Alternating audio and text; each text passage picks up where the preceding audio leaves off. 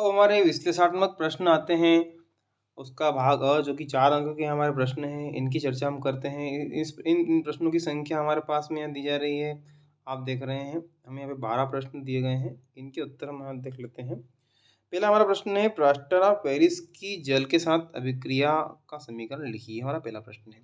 ये आप देख पा रहे हैं, प्लास्टर ऑफ पेरिस जिसका सूत्र है CaSO4 1/2H2O, जल के साथ अभिक्रिया करके जिप्सम CaSO4 और ट्वाइस H2O बनाता है। इसकी अभिक्रिया आपके सामने उपस्थित दिख रही है, ठीक है। अगला हमारा है, धोने का सोडा एवं बेकिंग सोडा के दो प्रमुख उपयोग बताइए। तो धोने का सोडा का जो प्रमुख उपयोग है, इसका उपयोग कांच, साबुन तथा कागज दोनों उद्योग में होता है और इसका घरों में साफ सफाई के लिए होता है। जबकि बेकिंग सोडा जो है, इसका उपयोग हो सोडा अम्ल अग्निशमन में भी किया जाता है तथा इसका उपयोग खाने की चीज़ों को मुलायम रखने तथा स्पंजी बनाने के लिए किया जाता है। तीसरा प्रश्न है, आपके पास 2 विलयन ए और बी तथा विलयन ए और बी के पीएच मान क्रमशः 6 एवं 8 है। किस विलयन में हाइड्रोजन आयन की सांद्रता अधिक है और इसमें से कौन सा अम्लीय तथा कौन सा क्षारीय? विलयन ए में हाइड्रोजन आयन की सांद्रता अधिक है तथा इसमें विलयन ए की अम्लीय है और बी जो है क्षारीय है, ठीक है। अम्लीय वर्षा क्या है, इसका जीवधारी पर क्या प्रभाव पड़ता है? तो देखते हैं, वायुमंडल में सल्फर डाइऑक्साइड एवं नाइट्रोजन ऑक्साइड के अत्यधिक उत्सर्जन के कारण वायुमंडल के जल में सल्फेट एवं सल्फ्यूरिक अम्ल का निर्माण होता है। अम्लीय वर्षा का पीएच मान 5.5 से भी कम होता है, जो जलीय जैविक समुदायों एवं धरती के वातावरण के लिए बेहद हानिकारक होता है। अम्लीय वर्षा के कारण पानी विषैला हो जाता है, जिससे प्राणियों व पेड़ पौधों की मृत्यु हो जाती है। सोडियम हाइड्रोजन कार्बोनेट के विलयन को गर्म करने पर क्या होगा, इस अभिक्रिया के लिए एक समीकरण लिखिए। तो सोडियम हाइड्रोजन कार्बोनेट के विलयन को गर्म करने पर यह सोडियम कार्बोनेट एवं जल तथा कार्बन डाइऑक्साइड बनाता है। इसकी अभिक्रिया आपके सामने है। उसकी उपयोगिता इस प्रकार, प्राप्त कार्बन डाइऑक्साइड का उपयोग आग बुझाने के लिए किया जाता है। जल की अनुपस्थिति में अम्ल एवं व्यवहार अम्लीय, अम्ल का व्यवहार अम्लीय क्यों नहीं? जल की अनुपस्थिति में अम्ल विघटित नहीं होता, अतः यह अम्लीय व्यवहार नहीं प्रदर्शित करता है। जिप्सम में 2 अणु क्रिस्टलन का जल होता है, इसका तात्पर्य क्या है? तो जब जिप्सम को वायु में कुछ समय के लिए खुला छोड़ दिया जाता है, तो यह वायु में नमी का अवशोषण करके जल योजित होकर एक कठोर ठोस पदार्थ जिप्सम बनाता है, जिसे ढालने के उद्देश्य से उपयोग नहीं किया सकता। इसकी अभिक्रिया आपके सामने है। 8वां प्रश्न है, 2 संश्लेषित एवं 2 प्राकृतिक अम्ल क्षार सूचकों के नाम लिखिए। तो वे प्राकृतिक सूचक जो प्रकृति में मौजूद होते हैं, जैसे हल्दी, प्याज, वनीला व लौंग आदि, इनसे अम्ल तथा भस्म की जांच होती है तथा प्रयोगशाला में मानव द्वारा निर्मित सूचकों को संश्लेषित कर सूचक कहते हैं। उदाहरण के लिए मेथिल ऑरेंज, फिनाप्थेलिन आदि। सोडियम के 2 लवणों के नाम एवं सूत्र। तो सोडियम के लवण सोडियम क्लोराइड NaCl और सोडियम हाइड्रोजन सल्फेट NaHSO4। धातु हाइड्रोजन कार्बोनेट अम्ल से क्रिया करके किसका निर्माण करती है? तो धातु हाइड्रोजन कार्बोनेट अम्ल से क्रिया करके लवण व CO2 गैस मतलब कार्बन डाइऑक्साइड गैस का निर्माण, इसकी अभिक्रिया आपके सामने है। कैल्शियम फास्फेट जो दांत के इनेमल में उपस्थित होता है, इसकी रासायनिक समीकरण प्रकृति क्या होती है ना? तो दांत में इनेमल के में कैल्शियम फास्फेट मौजूद होता है, इसकी प्रकृति क्षारीय लवण होती है और अभिक्रिया आपके सम्मुख है। रंग में परिवर्तन के द्वारा सूचक हमें यह बताते हैं कि कोई पदार्थ अम्ल है या क्षार। कुछ ऐसे पदार्थ होते हैं जिनकी गंध अम्लीय तथा क्षार के माध्यम में भिन्न भिन्न हो जाती है। ऐसे पदार्थ क्या क्या कहते हैं? तो ऐसे पदार्थ जिनकी गंध अम्लीय या क्षारकीय माध्यम में बदल जाती है, इन्हें गंधी सूचक कहते हैं। जैसे बारीक कटी प्याज, लौंग का तेल, तनु, वेलिन, है ना। विरंजक चूर्ण के निर्माण में कौन से पदार्थ का उपयोग होता है? अगला हमारा प्रश्न है, तो कैल्शियम हाइड्रोक्साइड की क्रिया क्लोरीन के साथ गर्म करने पर विरंजक चूर्ण का निर्माण होता है। इसके विक्रिया हम देख पा रहे हैं। मिल्क ऑफ मैग्नीशियम क्या है? सूत्र एवं उपयोग। तो मैग्नीशियम हाइड्रोक्साइड एक अकार्बनिक यौगिक है, जिसका रासायनिक सूत्र MgOH2 है। इसे मिल्क ऑफ मैग्नीशिया कहते हैं क्योंकि यह जल में घुलकर दूध जैसा दिखता है। इसका उपयोग पेट की अम्लता दूर करने के लिए किया जाता है।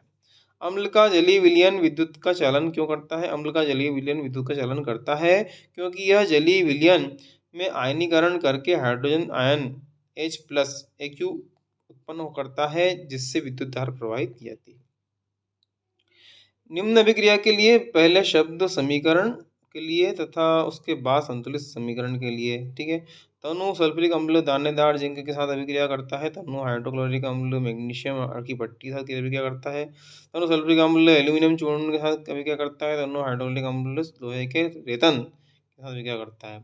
सबसे पहले सल्फ्यूरिक अम्ल प्लस जिंक, तो जिंक सल्फेट प्लस हाइड्रोजन, ये अपना शब्द के साथ में उसकी अभिक्रिया नीचे है।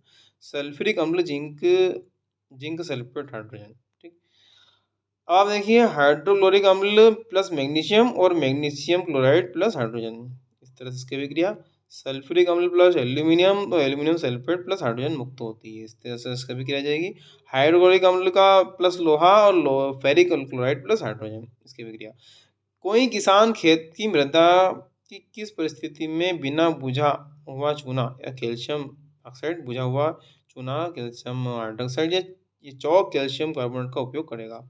यदि खेत की मृदा अम्लीय हो तो वह खेती योग्य नहीं होती। खेत में अम्लीयता को कम करने के लिए उसमें क्षार मिलाया जाता है। यह किसान बिना बुझा हुआ चूना कैल्शियम ऑक्साइड, बुझा हुआ चूना कैल्शियम हाइड्रोक्साइड या चौक कैल्शियम कार्बोनेट का उपयोग कर रहा है, अर्थात उसे उसके खेत में यह समझा जाए कि उसके खेत में मृदा अम्लीय है। लवण किसे कहते हैं, इसके चार उपयोग लिखिए। तो लवण वह यौगिक है जो किसी अम्ल में के एक या अधिक हाइड्रोजन परमाणु को किसी क्षार के एक या अधिक धनायन से प्रतिस्थापित करने पर बनता है। उदाहरण के लिए NaCl, Na2SO4, K2NO3 और CaSO4 आदि। इसी तरह से NaOH के विलयन में फिनाप्थिलीन की बूंदें डालने पर विलयन के रंग पर क्या प्रभाव होता है? इस विलयन में बूंद बूंद करके तनु HCl मिलाने पर विलयन के रंग पर क्या प्रभाव पड़ेगा, क्यों? तो NaOH के विलयन में फिनाप्थिलीन की बूंदें डालने पर विलयन का रंग गुलाबी रंग पैदा हो जाता है। इस विलयन में बूंद बूंद करके तनु HCl मिलाने पर विलयन का रंग हीन हो जाता है और क्योंकि यह क्षारकीय विलयन अम्लीय विलयन में परिवर्तित हो जाता है। अब हमारे जो प्रश्न है वो बड़े प्रश्न हैं, उनको देख लेते हैं। धातु के साथ अम्ल की अभिक्रिया होने पर सामान्यतः कौन सी गैस निकलती है? एक उदाहरण, इसको हमने प्रश्न क्रमांक 15 में ऊपर देख लिया है। आपको 3 प्रक्रियाएं दी गई, इनमें से एक आश्रित जल एवं शेष 2 में से एक में अम्लीय विलयन तथा दूसरे में क्षारीय विलयन। यदि आपको केवल लाल लिटमस पत्र दिया जाता है तो आप प्रत्येक प्रश्नावली में रखे गए पदार्थों की पहचान कैसे करेंगे?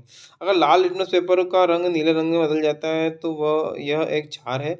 अगर कोई रंग परिवर्तित नहीं होता है तो यह अम्लीय या आश्रित हो।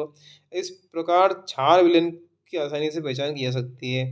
ABC के रूप में 3 प्रश्नावलियों को चिन्हित करें और A में से विलयन की एक बूंद लाल लिटमस पेपर डालते हैं। विलयन B और C के साथ भी यही दोहराते हैं।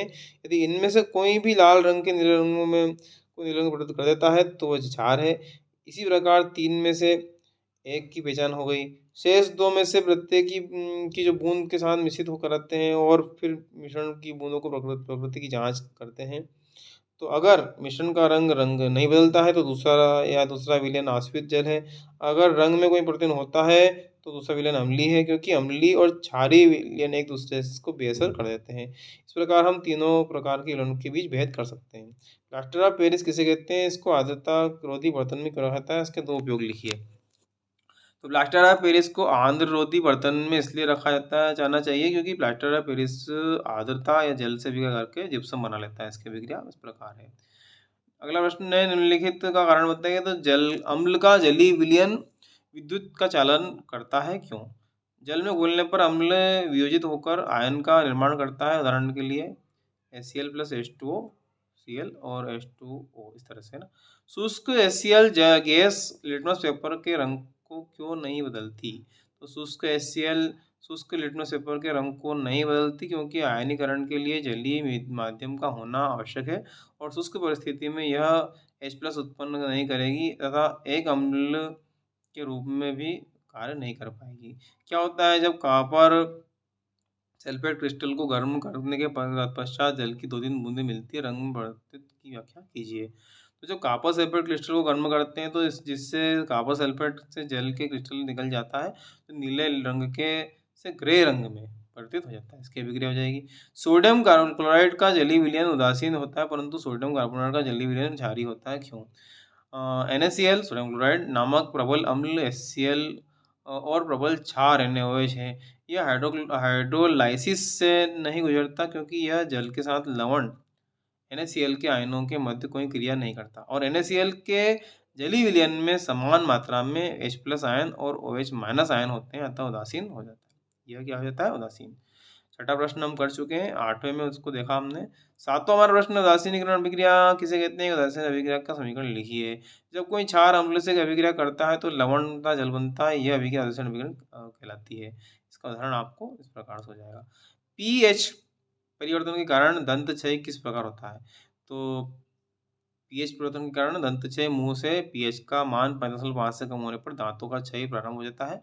दांतों का इनेमल दंतवक्र कैल्शियम हाइड्रोक्सी एपाटाइट से बना होता है, जो कि शरीर का सबसे कठोर पदार्थ है। यह जल में नहीं घुलता, लेकिन मुंह की pH 5.5 से कम होने पर यह संक्षारित होना हो जाता है और मुंह में उपस्थित बैक्टीरिया भोजन के पश्चात मुंह में अवशिष्ट शर्करा एवं खाद्य पदार्थों का निम्नीकरण के अम्ल उत्पन्न करते हैं। भोजन के बाद मुंह साफ करने के लिए इससे बचाव किया जा सकता है। मुंह की सफाई के लिए क्षारकी दंत मंजन का उपयोग करने से अम्ल की अधिक मात्रा में उदासीन किया जा सकता है, जिसके परिणामस्वरूप दंत क्षय को रोका जा सकता है। निम्नलिखित में कौन उनमें दो के जो उपयोग हैं हमको बताना है। विरंजक चूर्ण है, बेकिंग सोडा, धोने का सोडा, सोडियम हाइड्रोक्साइड। तो विरंजक चूर्ण बिल्डिंग में सोडियम हाइड्रोक्साइड साबुन निर्माण में उपयोग किया जाता है। धोने का सोडा दो प्रमुख उपयोग हैं। इसका उपयोग कांच, साबुन और कागज के उद्योग में होता है। इसका उपयोग घर में साफ सफाई के लिए होता है। बेकिंग सोडा का दोनों उपयोग है, तो इसका उपयोग सोडा अम्ल अग्निशमन में भी किया जाता है और इसका उपयोग खाने की चीज़ों को मुलायम तथा स्पंजी बनाने के लिए आता है। सोडियम हाइड्रोक्साइड के उपयोग है साबुन उद्योग में। इसका उपयोग वसा तेल से के हाइड्रोक्सिलिसिस के लिए आता है और कागज का कपड़ा उद्योग में और प्रयोगशाला में अभिकारक के रूप में होता है। इसके बाद में क्लोर क्षार अभिक्रिया क्या है, उदाहरण देकर स्पष्ट कीजिए। तो सोडियम क्लोराइड के जलीय विलयन लवण जल में से विद्युत प्रवाहित करने पर यह वियोजित हो जाकर सोडियम हाइड्रोक्साइड उत्पन्न करता है। इस प्रक्रिया को क्लोर क्षार अभिक्रिया प्रक्रिया कहते हैं, क्योंकि इससे निर्मित उत्पाद क्लोरीन, क्लोर एवं सोडियम हाइड्रोक्साइड क्षार होते हैं। इसकी अभिक्रिया है क्लोरीन गैस एनोड पर मुक्त होती है एवं हाइड्रोजन गैस एनोड पर कैथोड पर होती है। कैथोड पर सोडियम हाइड्रोक्साइड विलयन का निर्माण भी होता है। इस प्रक्रिया से उत्पन्न हुए 3 उत्पाद उपयोगी हैं। चित्र में आप इसको देखिए, ये चित्र हमारा यहाँ पर है।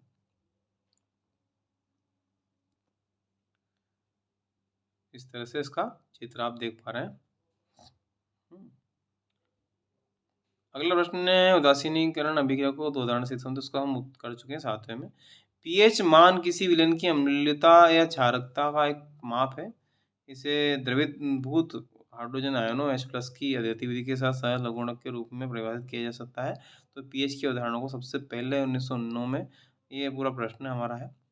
ठीक है, इसका उत्तर इसमें इसका स्क्रीनशॉट आप यहाँ से आप ले लीजिए। इसी प्रकार 13वें का भी स्क्रीनशॉट यहाँ से ले लीजिएगा। इनकी सबकी प्रकृति और pH मान यहाँ पे दिए गए हैं। 14वां प्रश्न हो जाएगा इसी प्रकार से। 15वां है, इसका सचित्र यहाँ पे समझाया गया है, इसको स्क्रीनशॉट के माध्यम से यहाँ से ले लीजिएगा आप। ठीक है, इसका 16वां प्रश्न और अंतिम प्रश्न है। इस तरह से यह पूरा चैप्टर हमारा हो जाता है।